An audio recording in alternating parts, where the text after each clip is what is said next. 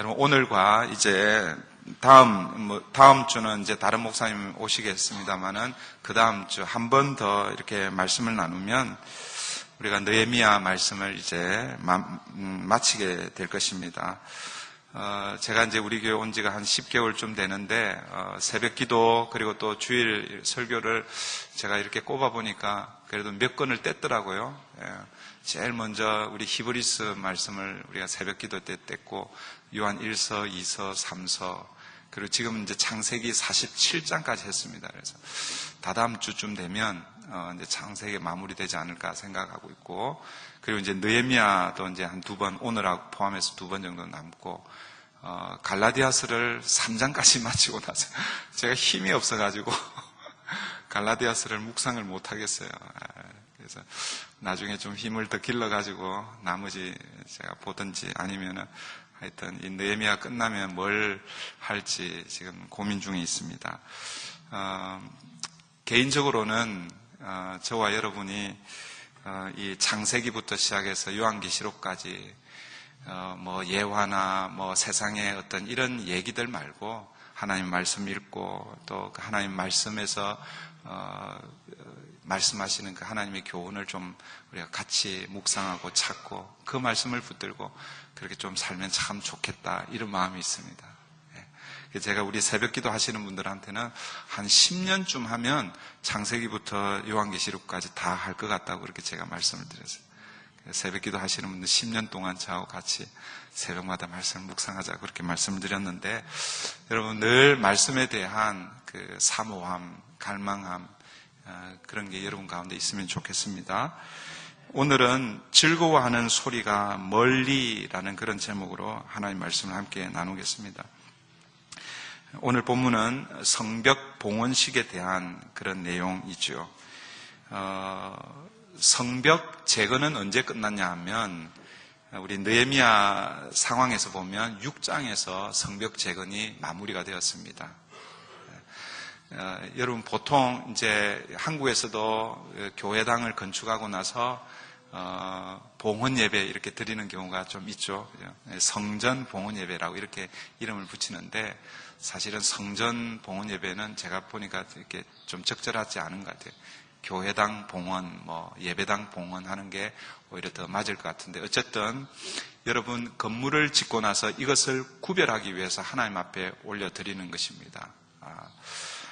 그런데 보통의 경우에는 건물이 다 완성이 되고 나면 그렇게 해야 되는 게 맞는데, 오늘 본문에 보면 6장에서 건물이 완성이 되었어요. 그런데 7장, 8장, 9장, 10장, 11장 거쳐서 이제 12장에 와서 이제 성벽 봉헌식을 하고 있습니다. 우리에게 의미하는 바가 좀 있지 않은가 이렇게 생각할 수 있습니다.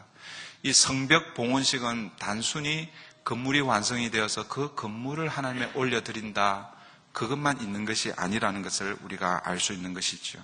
우리가 몇 번에 걸쳐서 우리 느헤미야를 계속해서 살펴보았는데, 이스라엘 백성들이 성벽 재건을 다 마무리했습니다.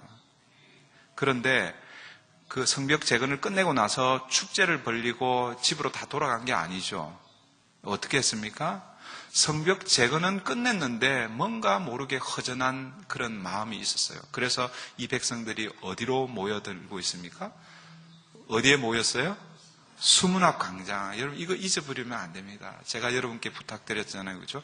우리 브릿지 강단이 수문 앞 광장 되게 해주시옵소서. 그곳에서 뭐요? 학사 에스라를 통해서 하나님의 말씀이 낭독되었다고 말씀합니다. 오늘로 얘기하면 하나님의 말씀이 선포되는 것이죠. 근데 하나님의 말씀이 선포되니까 그 하나님의 말씀을 깨닫게 되는 거예요. 백성들이 그 하나님의 말씀을 깨닫고, 그 깨달으니까 우리가 그동안 하나님 말씀대로 살지 못했구나 회개하게 되고 하나님 앞에 엎드리게 됩니다. 그러면서 뭐예요?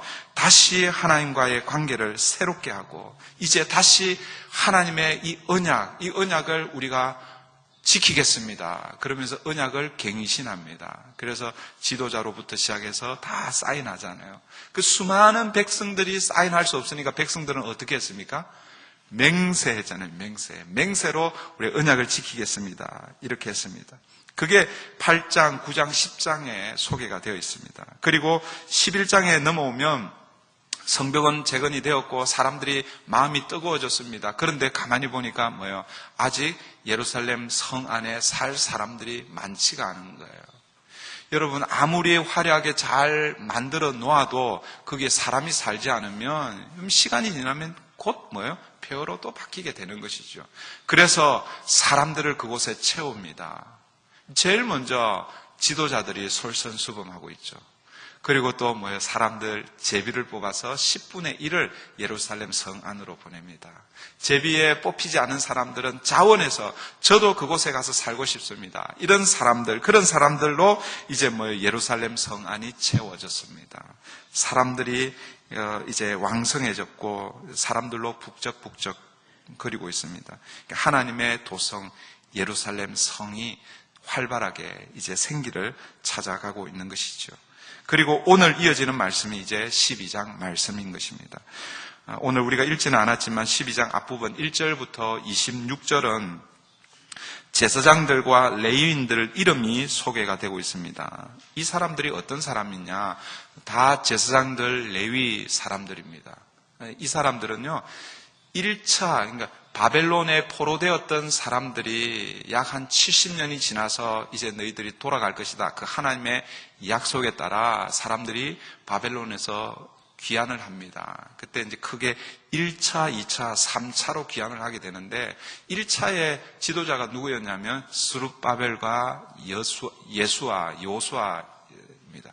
이 지금 12장 1절부터 26절까지 기록되어 있는 이 제사장들과 레위인들 이 사람들은 1차, 2차, 3차에 귀환한 사람들 중에서 제사장들과 레위인들을 이렇게 기록을 해놓은 거죠. 1차 때 스룹바벨과 예수아. 여러분 12장 1절을 한번 볼까요? 12장 1절을 한번 보십시오. 12장 1절을 보시면 스알디엘의 아들 스룹바벨과 예수아와 함께 돌아온 제사장들과 레위 사람들은 이러하니라. 그러니까 이 1차 귀환했던 사람들이 BC 약 한 536년쯤 됩니다. 그렇게 해서 2차 때는 에스라가 그 지도자가 되어서 오게 되고 3차는 누구겠어요?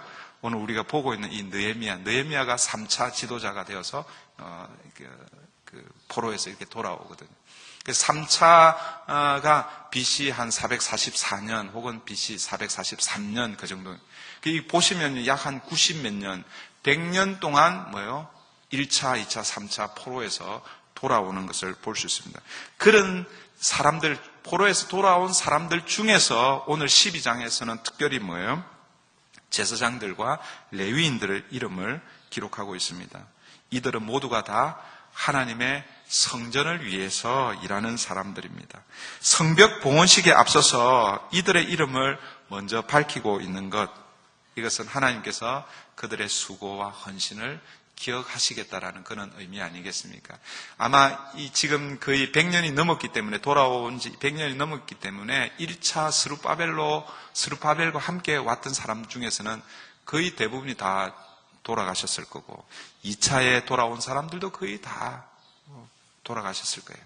그럼에도 불구하고 그들의 이름이 기록되어 있습니다. 사랑하는 성도 여러분, 세상에서도 사람들이 자기의 이름을 기억해주면 참 고맙죠. 그리고 내 이름이 사람들에게 좋은 의미로, 나쁜 의미가 아니라 좋은 의미로 기억이 되면 그게 참 명예죠. 그죠? 그런데 여러분, 하나님께서 우리의 이름을 기억하신다. 여러분, 이것이 가장 큰 영예로운 것인 것을 여러분 기억하셔야 될 줄 믿습니다. 저와 여러분이 우리가 이 땅을 살아갈 때에 다른 사람들이 우리를 기억하지 못한다 할지라도 하나님이 우리를 기억하신다. 여러분, 그것을 붙들고 사시기를 바랍니다. 혹시 여러분 교회를 열심히 봉사하고 수고하고 열심히 그렇게 하는데 제가 여러분의 그 수고를 기억하지 못하더라도 여러분 너무 실망하지 마세요. 제가 레코거나이즈 하면 그걸로 끝이에요. 그걸로. 그런데 사람들은 자꾸 그런 거 원하잖아요. 그죠? 그 이름이 좀 기억이 되고, 목사님이 좀 알아주고, 장로님들이 좀 이렇게 알아주고, 그렇게 하면 좋을 수 있는데, 여러분, 제가 잘 잊어버려요. 그리고 잊어버리기도 하지만, 또 의도적으로 잘 얘기 안 할 때도 있습니다. 그러니까, 목사님이 그냥 그러려니 이렇게 생각하시고, 누가 기억해 주시는 거예요? 하나님이 기억해 주시는 거예요. 그것을로 우리에게 큰 은혜다라는 것을 여러분 기억하시면 좋겠습니다. 여러분 27절 이하, 오늘 우리가 읽은 이제 본문으로 가겠습니다. 이 27절 이하는 성벽 봉헌식과 관련해서 감격적인 예배를 드리고 있습니다. 여러분 봉헌이라는 말 영어로 하면 dedication인데 제가 사전을 한번 찾아봤어요. 그러니까 물건을 바친다 이런 뜻입니다. 물건을 누구에게 드리는 거예요. 그러니까 낮은 사람이 높은 사람에게 자기 물건을 이렇게 드리는 거예요. 또 어떤 경우에는 원래 그 사람의 것인데 그 사람께 다시 돌려드리는 것도 봉헌이라고 할 수 있는데 어쨌든 여러분 내게 소유되어 있던 것을 바쳐서 올려드리는 것을 얘기합니다. 그것은 어떤 의미가 있냐면 그동안에는 나에게 사용 권한이 있었는데 이제는 이 사용 권한이 내게 있는 것이 아니라 당신에게 있습니다. 당신이 이제는 임의로 마음대로 사용하셔도 됩니다. 이것을 뭘 팔든지 아니면 어떻게 하든 당신 소관에 있습니다. 그렇게 얘기합니다. 이게 등기 이전하는 것이죠. 여러분 오랫동안 살다가 이제 여러분 자녀들에게 여러분 집을 이렇게 물려줄 때 그냥 이제 여기 와서 살아라 이러면 안 되죠. 그죠? 물론 그렇게 살 수는 있지만 법적으로 뭐예요? 그 소유주 이전을 해야 되는 거죠. 자동차를 사고 팔 때도 그죠? 이게 뭐죠? 그 핑크 슬립이라고 하잖아요. 그죠? 이거 반드시 이걸 받아야 되는 거예요. 그죠?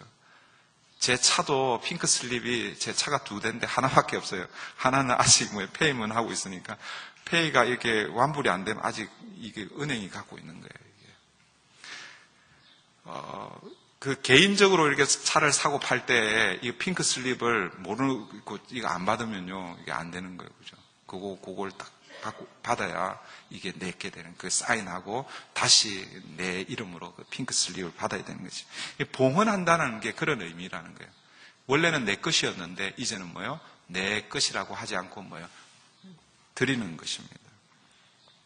그런데 예루살렘 성벽을 봉헌하고 있는 거예요. 지금 오늘 본문은 예루살렘 성벽을 봉헌하는데 여러분 한번 생각해 보세요. 예루살렘 성벽을 봉헌하는데 이스라엘 백성들이 이 성벽만 봉헌한 것일까? 저는 그렇게 생각하지 않습니다. 예루살렘 성벽을 봉헌하고 있지만 지금 이스라엘 백성들은 이 예루살렘 성 전체를 하나님 앞에 올려드리고 있지 않을까 그렇게 생각합니다.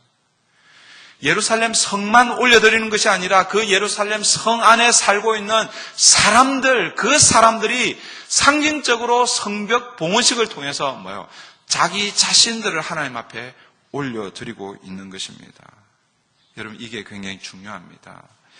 여러분 우리는 내 마음대로 살기 때문에 내 것이라고 그렇게 생각할 수 있는데 그렇지 않은 거예요. 어느 순간 하나님께서 이제 됐다. 제가 가끔씩 쓰잖아요. 이제 와라. 그러면요. 아무리 여러분들이 이 땅에 열심히 살아도 하나님이 오라 하시면 멈추시고 가야 되는 거예요. 그게 우리 인생인 것입니다. 그래서 예루살렘 성벽을 올려드린다 이 말은 여러분 성벽 재건한 그것만 올리는 것이 아니라 예루살렘 성 전체를 올려드리고 예루살렘 성 안에 살고 있는 사람들 자기 자신들을 하나님께 올려드리는 것입니다. 왜 그렇게 하고 있습니까? 왜냐하면 사람이 아무리 열심히 성을 지켜도 하나님이 지켜주지 않으면 안전하지 않기 때문에 그렇습니다. 우리가 시편 127편 1절 말씀 잘 아시죠? 여호와께서 집을 세우지 아니하시면 세우는 자의 수고가 헛되며 여호와께서 성을 지키지 아니하시면 파수꾼의 깨어 있음이 헛되도다. 저는 오늘 이 말씀을 통해서 여러분들이 이제 예배를 끝나고 여러분 돌아갈 집이 있겠죠. 그 집이 있을 텐데 그 집을 드나들 때마다 그 집을 하나님 앞에 올려드렸으면 좋겠습니다. 물론 그 집을 하나님 앞에 올려드린다고 해서 그 하나님께 바치라는 게 아니죠. 여러분 오늘 말씀해 보면 여호와께서 집을 세우지 아니하시면 세우는 자의 수고가 헛되다 말씀합니다. 그러니까 여러분들이 열심히 일하고 열심히 비즈니스하고 열심히 살지만 하나님께서 여러분의 그 가정을, 집을, 여러분의 자녀들을, 여러분의 비즈니스와 일터를 지켜주시지 않으면 여러분 그것이 헛된 일이 된다라는 것입니다. 그래서 여러분들 그 아침에 출근할 때 혹은 퇴근할 때 혹은 집을 드나들 때마다 날마다 하나님이 이 집의 주인입니다. 하나님이 우리의 자녀들, 우리의 생업, 터전 다 하나님께 올려드립니다. 하나님이 지켜주십시오. 이렇게 기도하시고 그렇게 여러분 이 땅을 살아가시기를 바랍니다. 마찬가지 성을 지키는 것도 아무리 성을 지키는 파수꾼이 깨어 있어도 하나님이 지키지 않으면 그 파수꾼의 깨어 있음, 경성함이 허사다라고 그렇게 말씀하고 있습니다. 지금 이스라엘 백성들은 예루살렘 성벽 봉헌식을 통해서 예루살렘 성을 하나님께 드리고 있는 거예요. 아니 예루살렘 성에 살고 있는 자신들의 안전을 하나님께 부탁하고 있는 것입니다. 그러면서 이들이 성벽 봉헌식을 하면서 어떤 마음으로 그렇게 하고 있겠습니까? 저는 아마 이런 마음으로 이 성벽 봉헌식을 하지 않았을까. 하나님께서 이 성을 지켜주지 않으면 우리는 안전하지 않습니다. 하나님께서 이 성을 지켜주시옵소서. 그런 마음으로 예루살렘 성벽 봉헌식을 하고 있었을 것입니다.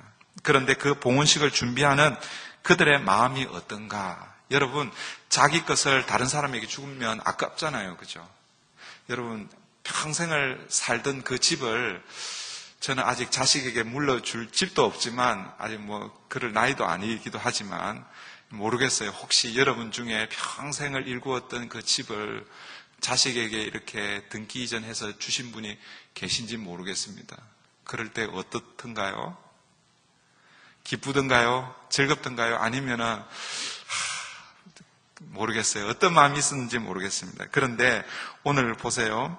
이 성벽 봉헌식을 준비하는 이들의 마음이 어떤가? 이들은요 즐거운 마음으로 그 일을 준비하고 있습니다. 27절 우리 같이 한번 읽어볼게요. 27절 다 같이 읽습니다. 예루살렘 성벽을 봉헌하게 되니 각처에서 레위 사람들을 찾아 예루살렘으로 데려다가 감사하며 노래하며 재금을 치며 비파와 수금을 타며 즐거이 봉헌식을 행하려 하매. 어떻게 해요? 봉헌식을 어떻게 행하려 하매? 즐거이 봉헌식을 행하려 하매. 즐거운 마음으로 여러분 봉헌식을 준비하고 있습니다. 이 즐거이 봉헌 예배를 드리기 위해서 하면 즐거운 마음으로 준비하는데 그 다음부터는 이제 어떻게 준비하면서 봉헌 예배를 드리고 있는지를 오늘 본문이 우리에게 말씀해주고 있습니다. 제가 한 3가지 정도로 같이 나누려고 그러는데요. 제일 먼저 이 봉헌 예배에 앞서서 제일 먼저 자신의 몸을 정결케 해야 하는 거예요. 정결하게 자신의 몸을 준비하고 있습니다. 우리 30절 다 같이 한번 읽어볼게요. 30절이면 시작. 제사장들과 레위 사람들이 몸을 정결하게 하고 또 백성과 성문과 성벽을 정결하게 하니라. 봉헌 예배를 드리기 전에 먼저 뭘 하고 있습니까? 정결 의식을 치르고 있습니다. 여러분 이것이 중요합니다. 하나님 앞에 먼저 깨끗한 모습으로 서 있어야 하는 것이죠. 왜 그렇습니까? 하나님이 거룩하신 분이기 때문에 그렇습니다. 하나님이 거룩하시기 때문에 하나님 앞에 예배로 나아가는 사람이 그 안에 죄를 품고 있으면 하나님 그 예배를 받으시지 않는 거예요. 시편 66편에도 우리 안에 죄가 있으면 하나님께서 우리의 기도를 듣지 않으시겠다고 그렇게 말씀하십니다. 죄인 상태, 죄로 가득한 상태로 하나님 앞에 바로 설 수가 없는 것이지요. 그런 의미에서 오늘 저와 여러분이 이 예배의 자리에 나올 때마다 우리도 우리를 돌아보는 것 굉장히 중요합니다. 그래서 전통적으로 초대교회 이후로 이 예배의 자리에 나아갈 때마다 이 예배의 순서 안에 참회의 기도가 있습니다. 오늘도 우리가 예배 순서 안에 우리의 죄를 한 주간 또 한 달 동안 우리의 삶을 돌아보면서 참회의 기도를 드렸잖아요. 그죠? 우리가 드리는 이 참회의 기도를 여러분 그냥 형식적으로 예배의 순서 안에 있으니까 그냥 뭐 한 30초, 1분 그냥 이렇게 지나가는 시간으로 그렇게 생각하지 마십시오. 여러분, 그 시간에 정말 예수 그리스도의 그 십자가에 흘리신 그 보혈의 피가 우리의 죄를 씻겼음을 확인하며 그 주님의 은혜를 붙들고 나아가는 그런 시간이 이 참회의 기도 시간이 되어야 합니다. 그럴 때 하나님께서 우리의 예배를 받으시는 줄 믿습니다. 그런데 오늘 보면은요, 사람만 그렇게 정결케 하는 게 아니라 물건 혹은 장소도 그렇게 이 정결 의식을 통해서 거룩하게 구별하고 있습니다. 30절 마지막 한번 보십시오. 30절 마지막에 보면 성문과 성벽을 정결하게 하니라. 몸만, 사람만 정결 의식을 통해서 정결케 하는 것이 아니라 뭐예요? 물건도 그리고 장소도 그렇게 하고 있는 거예요. 근데 오늘 이 이스라엘 백성들이 드리는 이 예배는 어떤 예배입니까? 성벽 봉헌식입니다. 그러니까 성벽을 거룩하게 구별하는 거예요. 그러니까 성벽의 정결 의식을 통해서 성문도 성벽도 그 정결 의식을 통해서 그렇게 구별하고 있는 거예요. 하나님께 드려지는 것을 구별해서 이렇게 올리는 것입니다. 여러분, 구약적인 개념에서는 하나님께서 임재하시는 특별한 장소가 있었습니다. 그래서 구약에서는 그 자리에서 예배하지 않으면 하나님이 예배를 받으시지 않으셨습니다. 그리고 또 하나님께 드려지는 것들도 이 성전 기물들도 다 뭐예요? 거룩한 예식, 의식을 통해서 다 거룩하게 구별했습니다. 그런 차원에서 여러분, 오늘 우리가 드리는 이 예배에도 그 정신을 우리가 잊으면 안 된다라는 것입니다. 그냥 세상에서 한 주간 이런저런 이렇게 살다가 그냥 정신없이 이렇게 오면은 안 된다라는 거예요. 물론 옛날 구약의 정결 의식처럼 그렇게 뭐 하자는 건 아닙니다. 그러나 뭐예요? 하나님 앞에 예배로 나아갈 때에 뭐예요? 먼저 선행되는 것이 우리를 돌아보는 것. 사랑하는 성도 여러분, 오늘 우리도 주님 앞에 예배 드릴 때 저는 이런 구별된 모습이 좀 있으면 좋겠습니다. 여러분, 시간을 구별해야 하는 것입니다. 하나님께 드리는 시간을 여러분 따로 여러분 정성스럽게 구별해서 드려야 되는 것이죠. 여러분, 물질도 그렇게 구별하는 거잖아요. 그죠? 그래서 우리는 그걸 뭐예요? 헌금이라고 그렇게 얘기하고 옛날에는 연보라고 그렇게 얘기하게 되는데, 그리고 이 자리도 우리는 구별을 해야 되는 것입니다. 저는 이 시간, 구별된 시간, 그리고 구별된 장소, 이것이 주일, 오늘 저와 여러분이 드리는 이 예배 시간이 그렇게 구별되고 그렇게 성별된 그런 자리가 되면 참 좋겠다, 이런 생각이 있습니다. 그래서 하나님을 예배하기 위해서 먼저 여러분 자신을 하나님 앞에 올려드리고 돌아보고 준비하고 시간을 구별해서 하나님 앞에 드리고, 그리고 또 뭐예요? 여러분, 다른 시간에 예배 드릴 수 있습니다. 다른 장소에서 예배 드릴 수 있습니다. 그러나 한 주간에 여러분 우리 브릿지 교회 공동체가 함께 구별한 시간, 구별한 장소에서 이 자리에 들어와서 하나님 앞에 예배할 때에 그때 이런 마음이 있었으면 좋겠어요. 여기에 딱 들어왔는데 여러분 시집간 딸이 친정집에 와서 어머니하고 딱 있을 때처럼 그런 마음에 그런 뭐랄까요, 편안함, 제가 설명을 못하겠는데 그런 은혜가 이 구별된 시간, 이 구별된 장소에서 여러분들이 따로 특별히 하지 않았는데도 불구하고 이 예배에 그냥 젖어들면서 하나님께서 주시는 그 은혜를 경험하는 이곳이 되면 좋겠습니다. 여러분, 그것은 그냥 저절로 되는 게 아니에요. 우리가 함께 만들어 가야 되는 것입니다. 여러분, 두 번째는요, 이 몸을 정결케 하고 이 정결 의식을 한 다음에 그 다음에 뭘 하고 있느냐? 그 다음에는요, 찬양의 행진을 하고 있습니다. 28절, 29절, 27절에서 여러 사방에 모인 이 봉헌 예배를 위해서 사람들이 모였다고 그랬잖아요. 그죠? 그런데 28절, 29절에는 구체적으로 어디에서 사람이 왔는지를 소개하고 있습니다. 이 즐거이 봉헌식을 행하기 위해서 노래하는 사람들이 사방에서 모여들었다. 그렇게 말씀합니다. 그러고 나서 30절에 와서 정결의식을 하고 있죠. 그 다음에 31절부터 43절까지는 이제 여러분 나중에 혹시 다시 안 읽을 가능성이 많은데 혹시 읽게 되면요. 보시면요. 이 무리들이 모여서 두 때로 나누어서 한쪽은 왼쪽으로 한쪽은 오른쪽으로 이렇게 돌면서 성전으로 들어가는 그런 장면입니다. 그런데 들어가는 그 행진이 어떤 행진이냐면 감사 찬양의 행진입니다. 감사하며 찬양하며 그렇게 행진하는 거예요. 저를 한번 잘 보세요. 여러분, 예루살렘 성전이 있습니다. 여기에 예루살렘 성전이 있다고 여러분 생각하시고, 이 예루살렘 성전을 중심으로 해서 예루살렘 성벽이 이렇게 쌓여졌잖아요. 그죠? 재건이 되었잖아요. 그죠?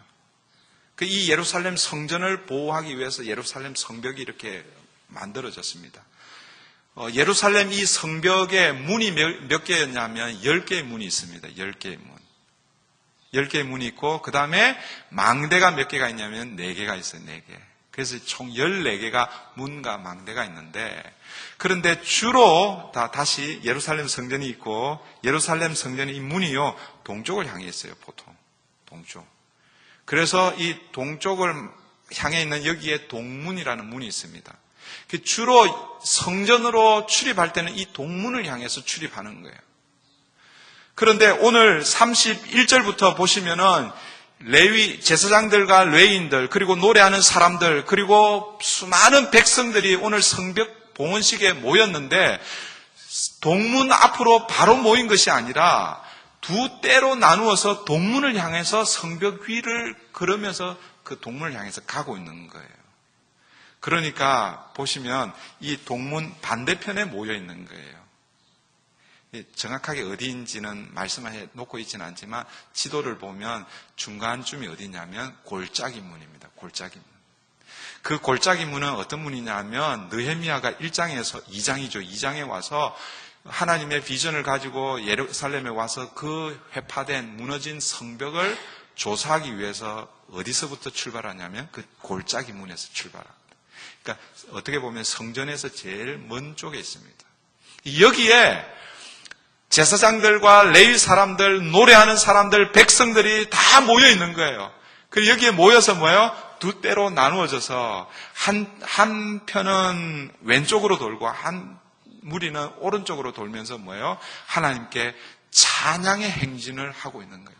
찬양하면서 성벽 위를 돌고, 그리고 어디서 만나는 거예요? 이제 입구에서 만나서 거기서 성전으로 들어가서 거기서 마지막 예배를 이제 드리는 거예요.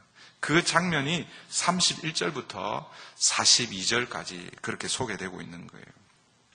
여러분, 이들이 이 두 때를 나누어서 그렇게 하고 있는데 한 때는 누가 인도하냐면 36절 한번 보세요. 36절 마지막쯤에 보면 다윗의 악기를 잡았고 학사 에스라가 앞서서, 그러니까 한쪽은 누가 리더입니까? 학사 에스라가 이 무리를 인도하고 있고, 그 다음에 38장 가보시면 38장에 보면 감사 찬송하는 다른 무리는 왼쪽으로 행진하는데 내가 백성의 절반과 더불어 그 뒤를 따라.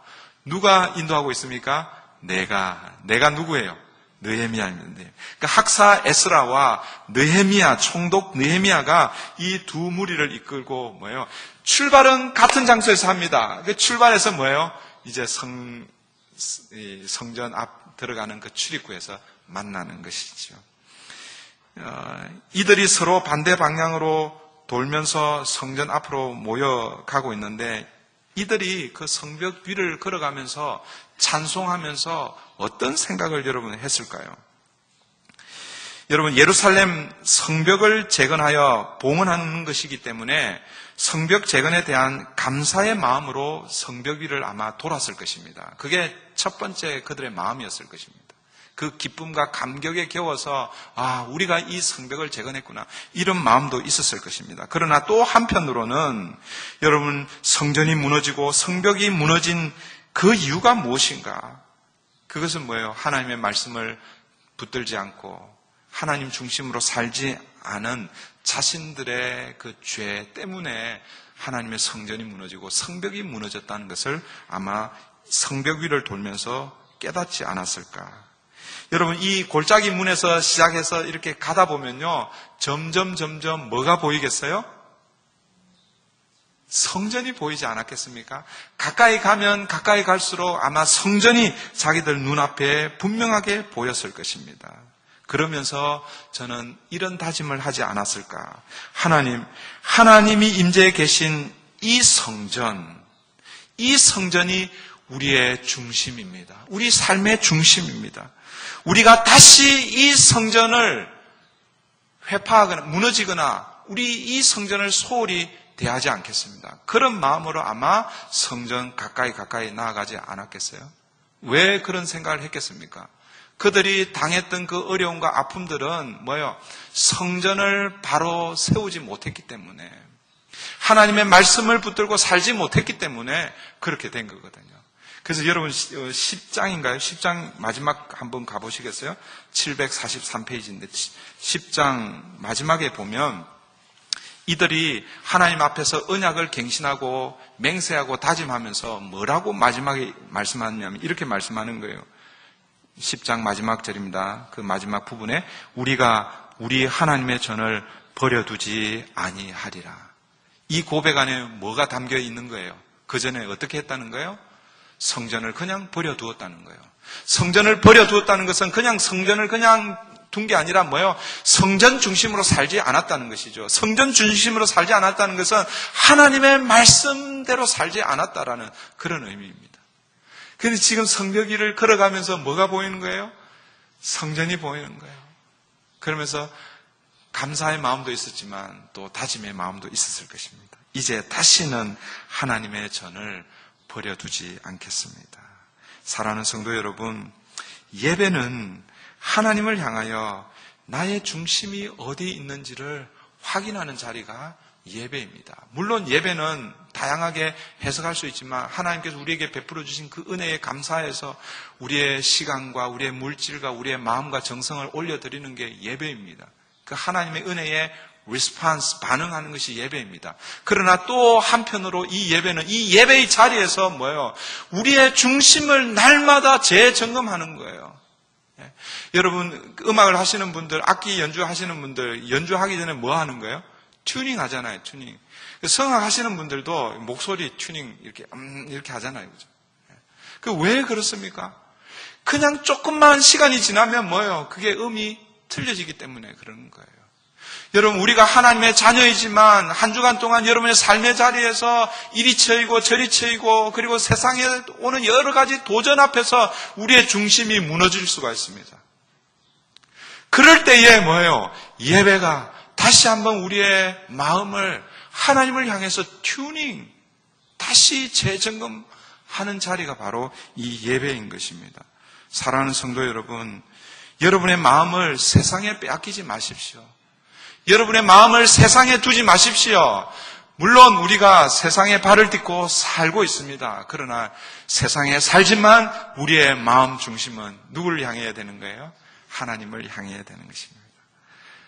그러나 여러분이 혹시라도 한 주간 세상에 여러분의 마음을 빼앗겼다면 여러분 두려워하지 마십시오.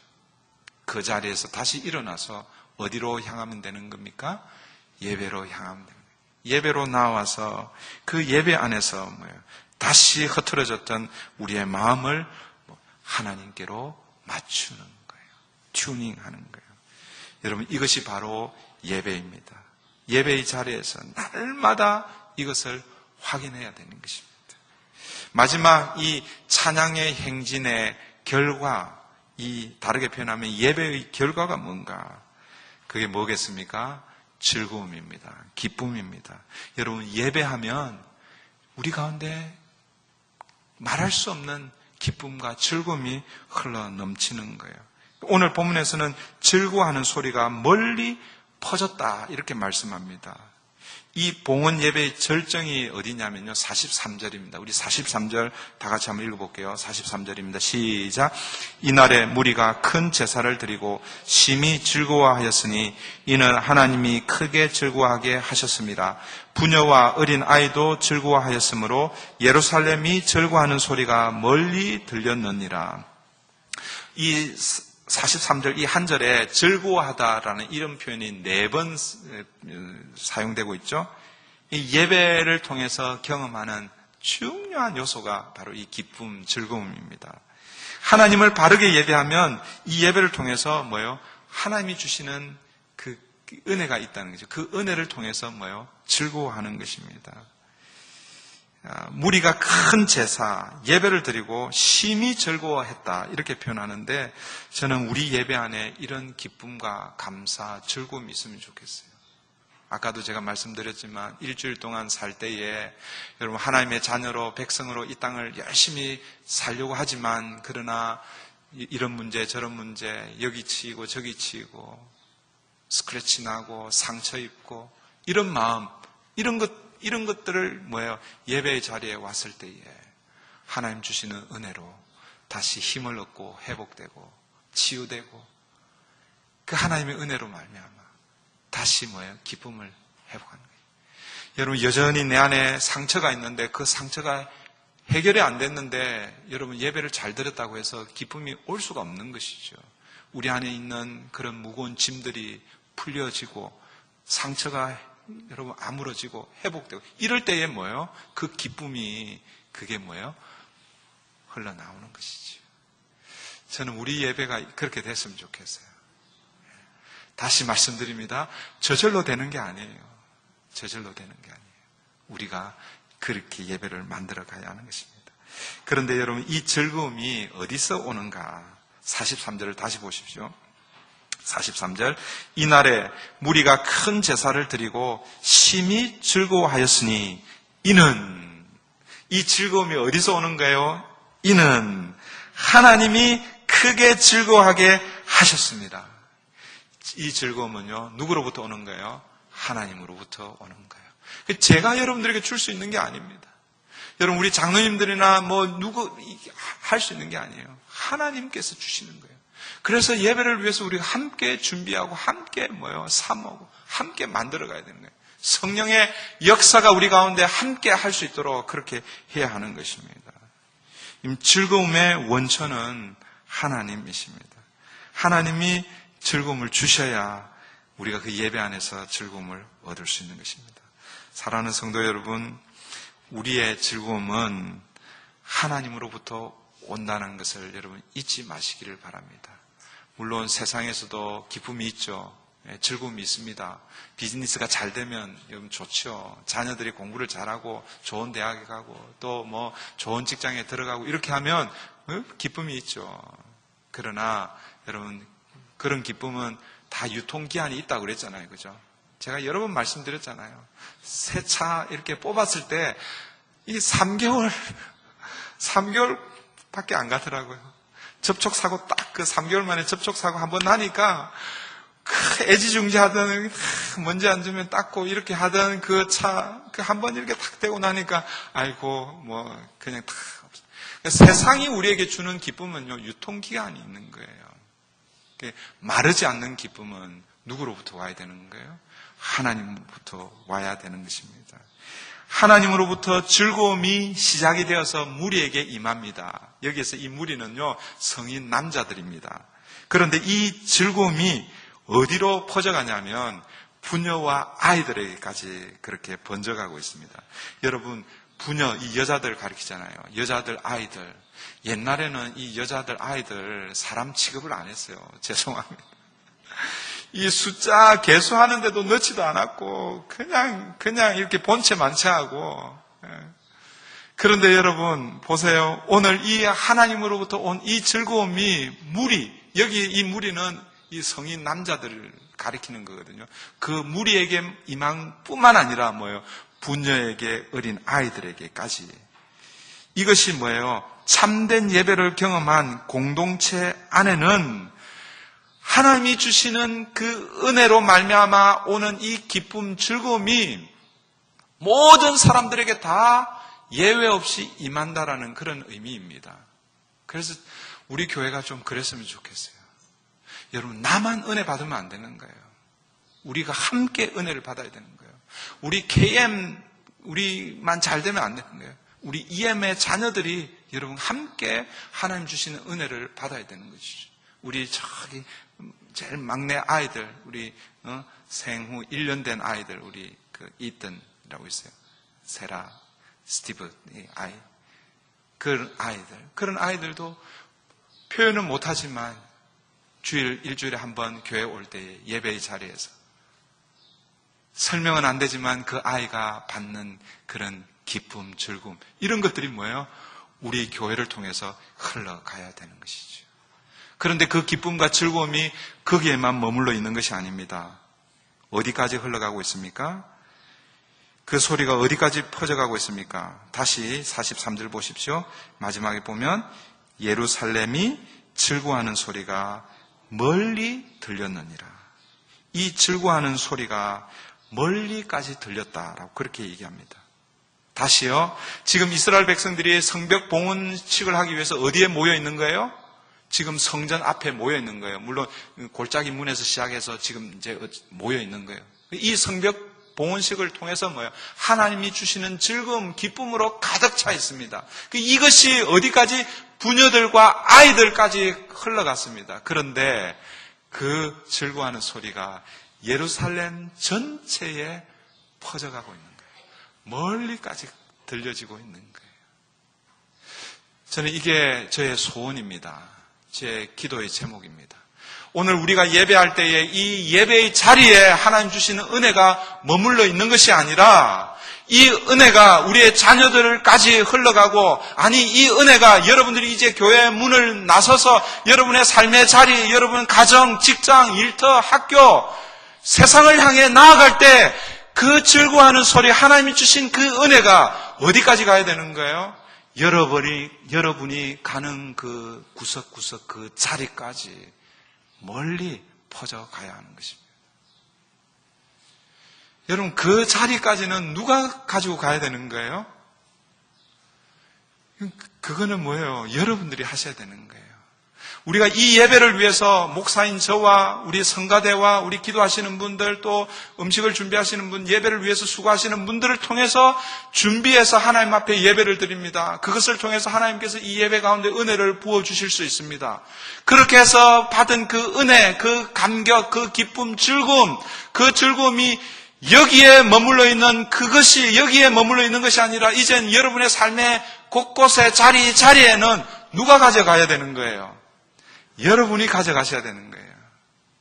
그래서 예배는 여러분 이게 삶의 자리가 예배가 되어야 된다는 게 바로 여기에서 나오는 것입니다. 우리가 종종 오해하는 것, 예배는 오늘 이 시간에만 드리는 것으로 예배라고 생각하고 그 다음 나머지 시간은 마음대로 사용하는, 그렇지 않은 거예요. 이제는 우리가 브릿지 교회라는 공동체로 예배를 드렸다면, 이 예배가 끝나면 이제는 여러분 각자 여러분의 이름으로 하나님의 백성으로, 개인으로 여러분의 삶의 자리에서 뭐예요? 예배해야 하는 거예요. 그 자리에서 하나님 앞에 바르게 예배하면 그 안에도 뭐가 있겠어요? 그 안에도 동일한 하나님의 은혜가 있는 것이죠. 하나님의 기쁨이 있는 것이죠. 하나님의 즐거움이 있는 것이죠. 그래서 여러분의 가정에서 즐거운 소리가 그 가정에도 울려 퍼져야 되는 것입니다. 여러분의 비즈니스와 여러분의 삶의 자리에서 울려 퍼져야 하는 것입니다. 이제 말씀을 맺습니다. 요즘 여러분의 신앙생활 그리고 예배 생활은 어떻습니까? 예배로부터 하나님 주시는 즐거움, 기쁨이 여러분 가운데 있습니까? 혹시 오늘 우리가 드리는 이 예배는 어떻습니까? 혹시 예배의 자리에 오는데 불편한 마음으로 오시지는 않았습니까? 예배의 자리에 앉아 있는데 그냥 혹시 그런 마음 혹시 있지는 않습니까? 그 예배가 하나님 주시는 은혜로 가득한 예배가 되기 위해서는 오늘 느헤미야가 이스라엘 백성들이 어떻게 그 예배를 향해서 나아가는지를 여러분 기억하셔야 합니다. 첫 번째 어떻게 했습니까? 즐거운 마음으로 모였는데 제일 먼저 뭘 했어요? 자기의 자신을 정결케 해줘. 자신을 돌아보며 자신의 죄를 하나님 앞에 올려드려요. 감사의 찬양을 행진하면서 왔다는 거죠. 그래서 제가 가만히 보니까 여러분 일주일에 여러분의 삶의 자리에서 그 현장에서 하나님을 높이고 하나님을 노래하고 하나님을 찬양하고 그렇게 해서 월요일, 화요일, 수요일, 토요일 그리고 주일 여기까지 여러분이 성벽을 걸어가듯이 그렇게 오셔야 되는 거예요. 이 예배를 준비한다는 것은 어떻게 보면 한 주간 전체 여러분의 각자의 삶의 자리에서 하나님과 동행하며 행진하는 것입니다. 그 행진할 때 때로는 좌절하고 실망하고 얻어터지기도 하겠죠. 그런데 그때에도 누구야? 하나님이 함께 계셔서. 그리고 여기저기 한두 사람이 모여서 브릿지 교회라는 공동체로 오늘 함께 예배할 때에 우리 교회에 하나님께서 오늘 이스라엘 백성들에게 부어주셨던 이런 은혜, 기쁜 감격, 즐거움이 우리 가운데 있을 줄 믿습니다. 그리고 여기에서 그 즐거움을 회복하고 나서 그 다음에 또 어떻게 해야 되는 거예요? 그것을 여러분의 삶의 자리로 가져가는 것이죠. 예배의 감격이 여기에만 머물러 있는 것이 아니라 우리 주변을 전염시켜야 하는 거예요. 즐거워하는 소리가 여러분을 통해서 멀리까지 퍼져나가기를 주님의 이름으로 축원합니다. 기도하겠습니다. 오늘 말씀을 우리가 붙들고 같이 좀